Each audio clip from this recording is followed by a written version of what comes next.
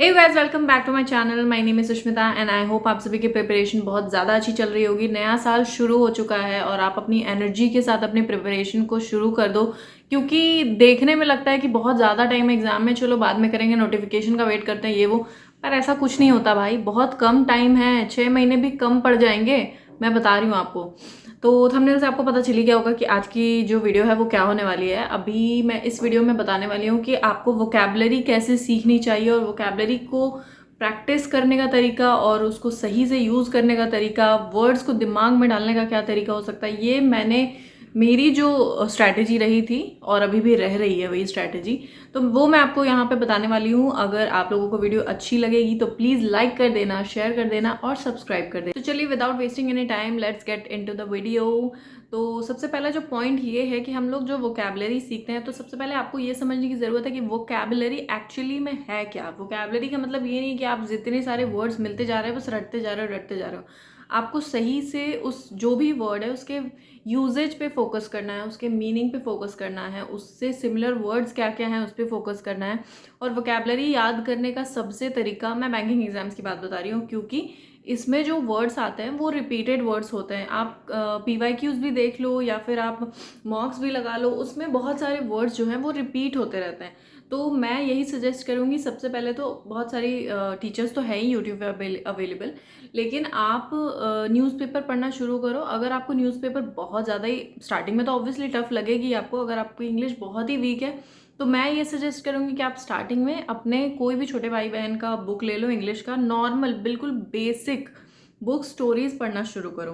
क्योंकि स्टोरीज पढ़ने से एक तो आपको इंटरेस्ट भी आएगा और दूसरी बात, वो इजी लैंग्वेज होती है तो आपको समझ भी आएगा। ये धीरे धीरे हैबिट जब आपकी डेवलप हो जाएगी, then I would suggest that you should shift to newspaper. और न्यूज़पेपर अगर आप खुद से नहीं भी पढ़ पा रहे हो तो आप सबसे पहले निमिषा मैम की रोज़ जो एडिटोरियल एनालिसिस की क्लास होती है, आप वो फॉलो करिए। आप स्टार्टिंग में 7 दिन आप फॉलो करके देखो उनकी क्लास, और मैं बता रही हूँ कि आपको अपने आप में चेंज दिखेगा ही दिखेगा। अगर नहीं दिखा तो आप मेरा नाम चेंज कर देना। मैंने स्टार्टिंग में, मुझे बहुत ज़्यादा डिफ़िकल्टी होती थी, क्योंकि मैंने एक बार ऐसे ही जब मैंने प्रिपरेशन स्टार्ट करी थी, तो मैंने स्टार्टिंग में बिना कुछ, ऐसे ही सिलेबस वगैरह जाने हुए ऐसे ही एक मॉक लगाया था इंग्लिश का भी। मुझे इंग्लिश भी टफ लग रही थी, मुझे लगा कि भाई ये क्या है, क्योंकि कुछ कुछ जो वर्ड्स होते हैं वो एक्चुअल में टफ होते हैं, आपको नहीं समझ में आएगा और वो इतने घुमा के दिए हुए रहते हैं कि आपका दिमाग ही घूम जाएगा। So you have to prepare very well for that. तो मैंने निमिषा मैम की क्लासेस लेनी शुरू करी। तो मैंने 7-8 दिन क्लास ली, उसके बाद मैंने देखा कि जो मैम पढ़ाती हैं उसमें भी वर्ड्स रिपीट होते हैं। तो आपको ज़्यादा टेंशन लेने वाली बात नहीं है इसमें। आपको सबसे पहले ये करना है कि अगर आपने मन बना लिया कि हाँ मुझे रोज़ एडिटोरियल की क्लास लेनी है, आप 2x पे देखो, कोई फ़र्क नहीं पड़ता, उससे आपको याद हो ही जाएगा। लेकिन आपको रोज़ उनकी क्लास सुननी पड़ेगी। ऐसा नहीं है कि आप बस ऐसे ही मूवी जैसा लगा के बैठ गए, नहीं, आपको सुननी भी पड़ेगी और आपको नोटबुक भी बनानी पड़ेगी, स्पेशली वोकैब की। ये मेरी वोकैब की पूरी नोटबुक है। ये मैंने ईयर के स्टार्टिंग में जब मैंने प्रिपरेशन अपनी शुरू करी थी तो मैंने बनाई थी। ये देखो, ये मैंने इतनी सारी चीज़ें यहाँ पर लिख रखी है, पूरा सब कुछ इसमें लिखा हुआ है। तो आपको इस टाइप के अपने हिसाब से बनानी है वोकैबलरी। स्टार्टिंग में आपको सारे वर्ड्स जो वो बताती हैं, एंटोनिम सिनोनिम सब बताती हैं वो आपको लिखना पड़ेगा अपने। अगर आपको अच्छे से इंग्लिश अपनी प्रिपेयर करनी है तो आपको लिखना ही पड़ेगा।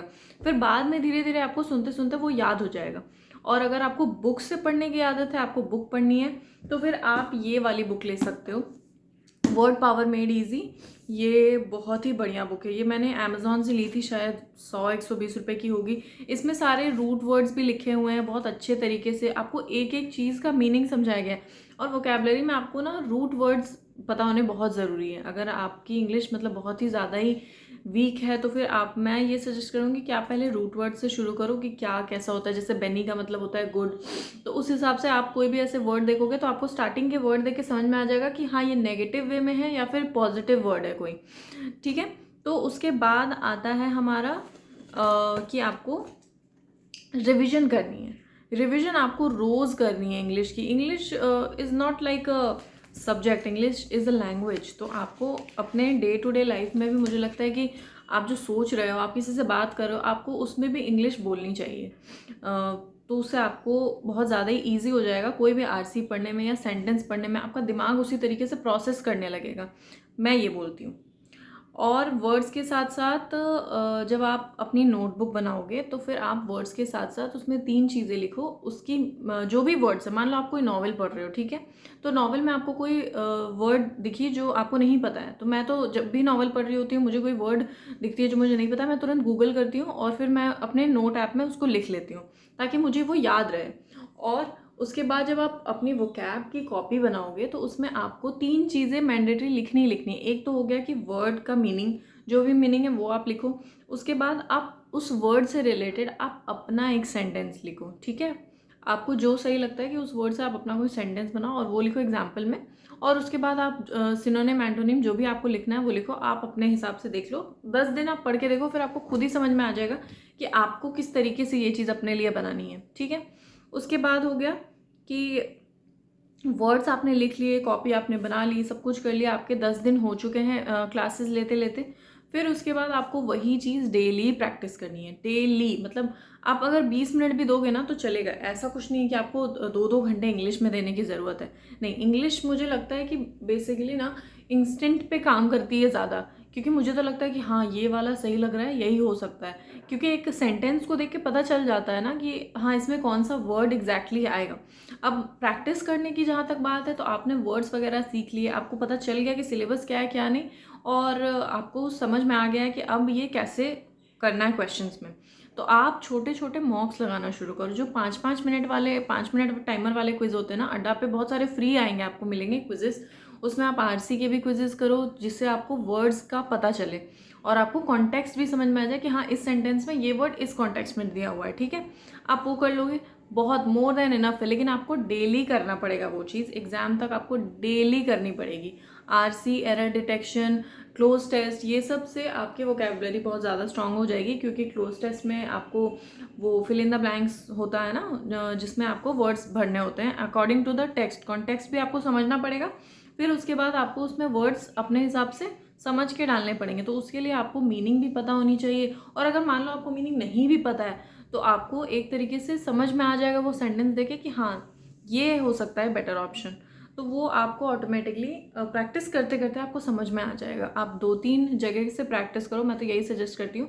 2-3 सोर्सेज रखो अपने मॉक के, या फिर आप निमिषा मैम की बहुत सारी वीडियोस भी आपको मिल जाएंगी, जिसमें वो प्रैक्टिस करवाती हैं क्लोज टेस्ट वगैरह। उसमें बहुत अच्छे अच्छे क्वेश्चंस होते हैं जो एकदम बैंकिंग रेलिवेंट हैं।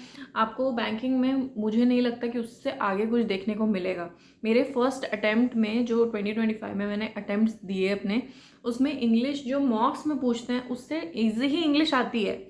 ऐसा नहीं है कि इंग्लिश बहुत टफ आती है। मुझे लगा था कि अगर मॉक में, कोई कोई मॉक में ऐसा होता है कि बिल्कुल ही मार्क्स नहीं आते इंग्लिश में। अगर आप सेक्शनल मॉक देने बैठो, कोई कोई मॉक में मार्क्स ही नहीं आते बिल्कुल, और ऐसा लगता है कि अगर ऐसी इंग्लिश आ जाएगी तो मेरा तो भाई पत्ता कट हो जाएगा। पर ऐसा नहीं होता, एग्जाम में बहुत ईजी इंग्लिश आती है, आपको समझ में आ जाएगा सब कुछ, और आपको बिल्कुल लगेगा कि यार ये तो मॉक से बहुत ज़्यादा ईजी थी। तो बस आप इस तरीके से प्रिपेयर करो। नोटबुक बनानी बहुत ज़रूरी है, कोई एक सोर्सेज रखो, बुक वगैरह आपको जो भी पढ़नी है। नॉवेल्स ज़्यादा से ज़्यादा पढ़ो। मैं एक सेपरेट वीडियो बनाऊंगी कि मैं कौन सी नॉवल वगैरह पढ़ती हूँ, और जो इजी नॉवेल्स हो सकती है स्टार्टिंग में, बुक रिकमेंडेशन टाइप की मैं वीडियोस बनाऊंगी, तो आपको उससे समझ में आ जाएगा। जो भी इजी नॉवेल्स होती है, स्टोरी बुक्स वगैरह होती है, वो सब पढ़ना स्टार्टिंग में शुरू करो। Then I would suggest shift to editorial, that is a must, क्योंकि उसमें जो वर्ड्स होते हैं वो रिपीटेड ही होते हैं। बैंकिंग एग्जाम से में बिल्कुल वही वर्ड्स आते हैं। तो मैं तो बस यही बताना चाहूँगी कि हाँ इस तरीके से वो कैप करो। और एक लास्ट टिप मैं ये देना चाहूँगी कि अगर आपको पढ़ने का मन नहीं करता है, मतलब कभी कभी ऑब्वियसली ऐसा होता है कि आप 24 घंटे तो नहीं पढ़ते रहोगे, लेकिन आप फ्री टाइम में इंग्लिश मूवीज़ देखो, इंग्लिश कोई टॉक शो देखो, या कुछ भी इंग्लिश रिलेटेड होनी चाहिए जिसमें इंग्लिश में कॉन्वर्जेशन हो रही है, so that you can start thinking in English also. तो that will be like very good for you. तो और उसके बाद हाँ एक और इम्पॉर्टेंट पॉइंट ये है लास्ट में, कि अगर आपको नहीं मन करता है, कि आपको हमेशा ही लिखने का मन नहीं कर रहा होता, स्टार्टिंग में तो आपको लिखना ही पड़ेगा। मान लो आपने 1 महीने तक क्लास ले ली, उसके बाद मैं क्या करती थी कि अगर मैं क्लास देख रही हूँ तो मैं उस वर्ड्स के सिनोनिम्स वगैरह जो मेरे दिमाग में आ रहे हैं, मैं उसको ना वॉइस रिकॉर्ड करती हूँ अपने फ़ोन में। और मैं कभी भी ऐसे फ्री टाइम में वॉक वगैरह कर रही होती हूँ या बैठी होती हूँ, तो मैं उस रिकॉर्डिंग को सुनती रहती हूँ, ताकि मेरे दिमाग में वो चीज़ रहे, और वो काम करता है। अगर आपको ये चीज़ सही लगे, आप खुद भी करके देख सकते हो। तो और मैं ये चीज़ आपको गारंटी दे सकती हूँ कि वो काम करेगा, क्योंकि मेरे लिए तो काम किया है। तो बस यही है, that's it for today's video. अगर आपको वीडियो अच्छी लगी हो तो please like, share, comment and subscribe to my channel, and that's it. Okay, bye, all the best, prepare well for exams, bye.